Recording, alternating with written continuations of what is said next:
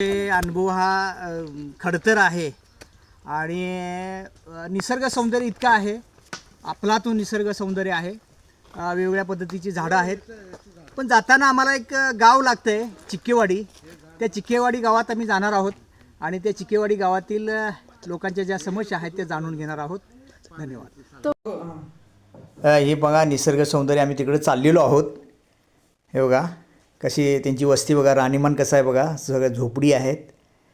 हे बघा अगदी 5 ते 6 घरं आहेत. हा त्यांची घरं बघा. हे बघा गावातील राहणीमान बघितलं तर प्रत्येकानं आपण मदत केली पाहिजेत. नाव आमचे चिक्केवाडी आपले बुदरगड तालुक्याचा शेवटचं गाव बरोबर आहे. म्हणजे रांगण्याचे पायथ्याशी चिक्केवाडी गाव. अगदी अगदी अगदी. आणि आमचे ह्या ठिकाणी पूर्वज कधी किल्लो रांगणागड ज्यावेळी नांदुकीक होता म्हणजे लोकसंख्या त्यावेळीपासून आपले ह्या ठिकाणी पूर्वज आजोबा त्यांचे आजोबा ह्या ठिकाणी राहिले, म्हणून आता आम्ही पण त्या ठिकाणी असावं. बरोबर. तर आता आमची एकच सरकारकडे विनंती आहे की आपल्याला लाईट दिली. आपले बुदरगड तालुक्याचे आमदार आबिटकर साहेब त्यांनी आम्हाला उजेडा खाणला, हे मी त्यांना आभार मानतो.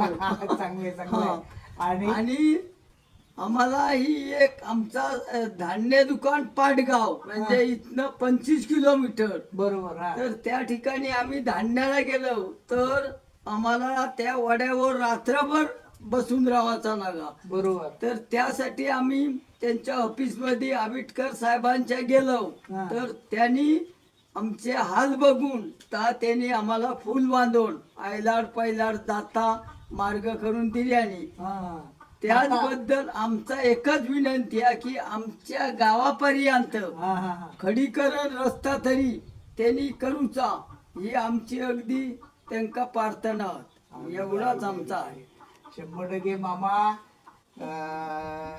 ह्या गोष्टीची दखल आमदार साहेब घेतील आणि खडीकरणाचा रस्ता तुमच्यासाठी मंजूर होईल.